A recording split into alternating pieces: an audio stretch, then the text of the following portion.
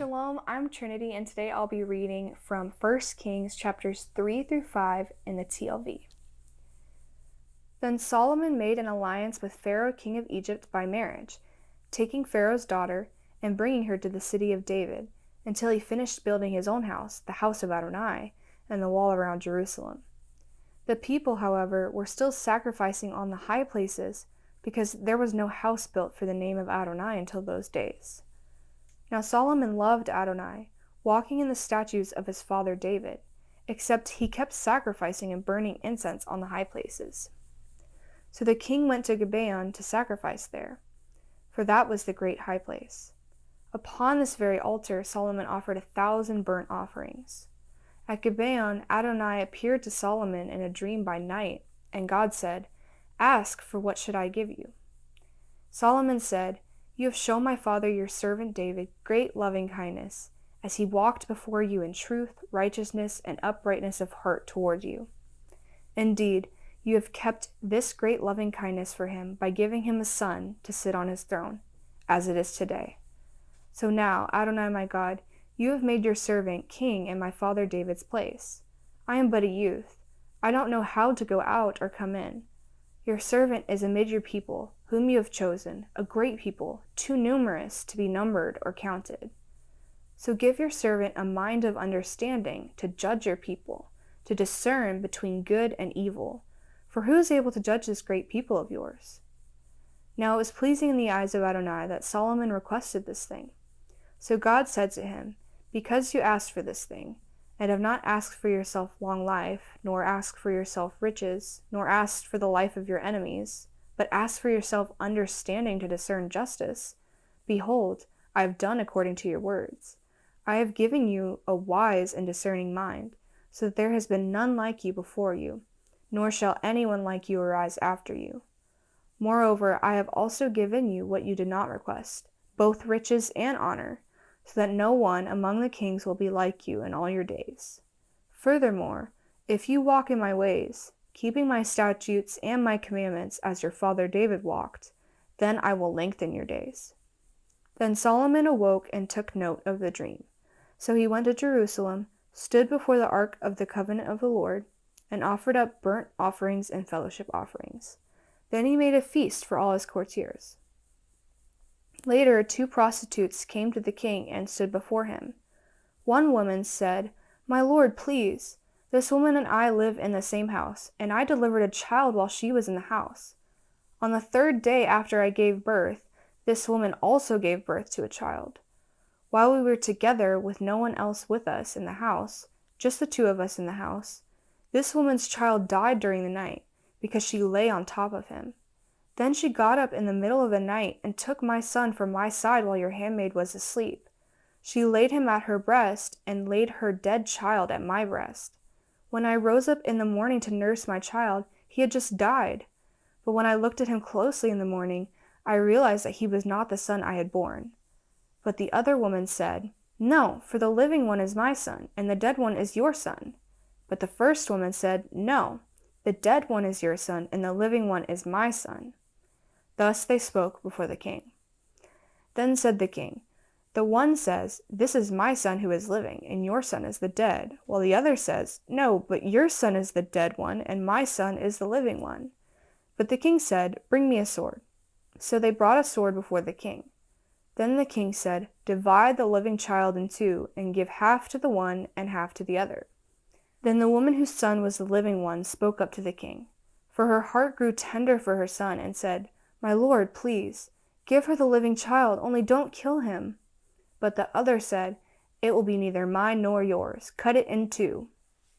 Then the king responded by saying, "Give her the living child, and certainly don't kill him. She is the mother." When all Israel heard of the verdict that the king had given, they were in awe of the king, for they saw that the wisdom of God was in him to administer justice.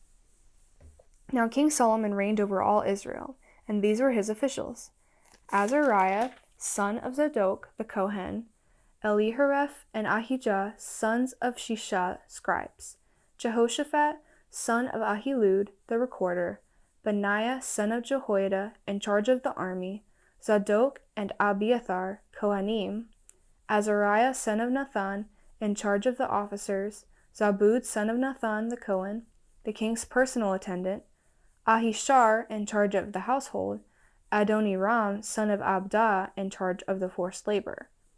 Solomon had 12 officers over all Israel, who provided food for the king and his household. Each had to make provision for a month in the year.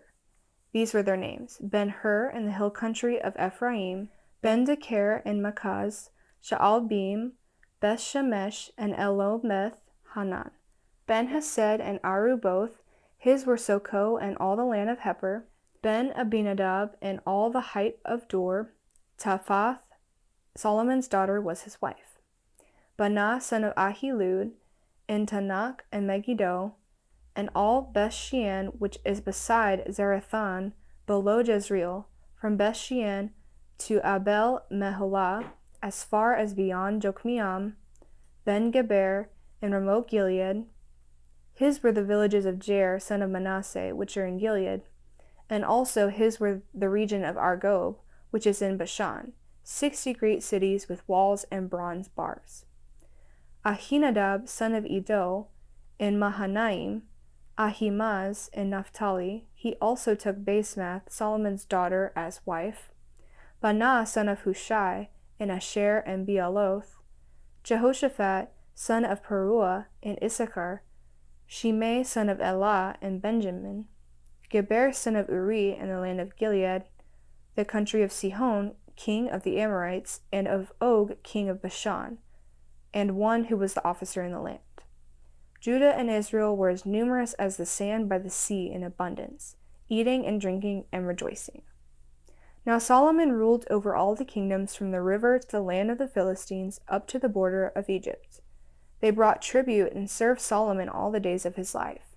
Solomon's provision for one day was 30 measures of fine flour, 60 measures of meal, 10 fat oxen, 20 pasture-fed oxen, 100 sheep, beside deer, gazelles, roebucks, and fatted geese. For he had dominion over the entire region west of the river, from Tifsah even to Gaza, over all the kings west of the river, and he had shalom on all sides around him. So Judah and Israel lived securely, every man under his vine and under his fig tree, from Dan to Beersheba, all the days of Solomon. Solomon had 40,000 stalls of horses for his chariots, and 12,000 horsemen. So those officers provided food for King Solomon and all who came to King Solomon's table, each in his month. They let nothing be lacking. They also brought barley and straw for the horses, and swift steeds to the place where it should be, each according to his charge. God gave Solomon wisdom and discernment in great measure, and a breadth of understanding as vast as the sand on the seashore.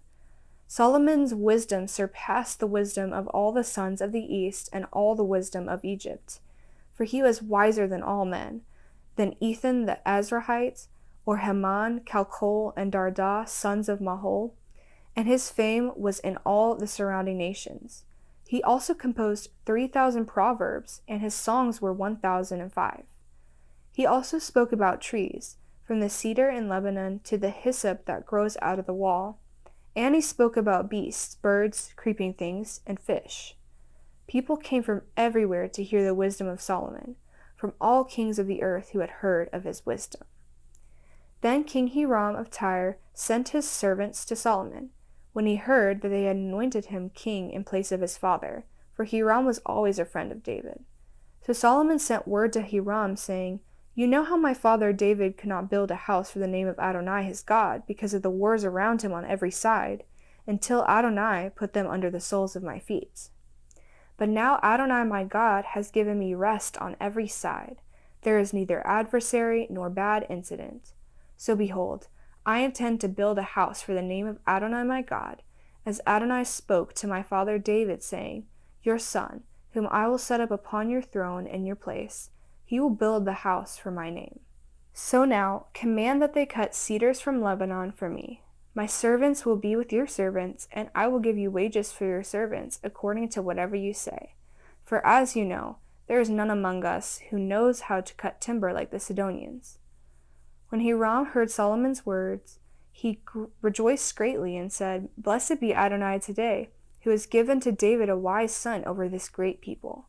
So Hiram sent word to Solomon, saying, "I have heard the message that you sent to me. I will do all you desire concerning the cedar and cypress timber. My servants shall bring them down from Lebanon to the sea, and I will make them into rafts to go by sea to the place that you indicate to me. There I will break them up, and you will carry them away. Then you will accomplish my desire by giving food for my household." So Hiram kept providing Solomon with cedar and cypress timber, as much as he desired.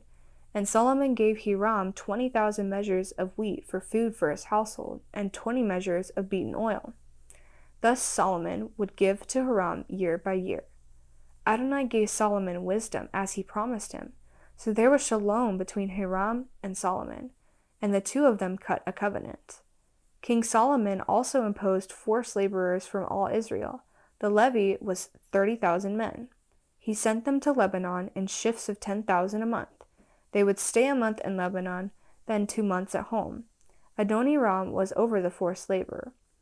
Solomon had 70,000 porters and 80,000 stonecutters in the mountains, besides Solomon's chief officers that were over the work, 3,300 who supervised the people who were doing the work. Then the king commanded, and they quarried great stones, costly stones, to lay the foundation of the house with cut stones. So Solomon's builders and Hiram's builders, along with the Gebalites, cut them, and prepared the timber and the stones to build the house.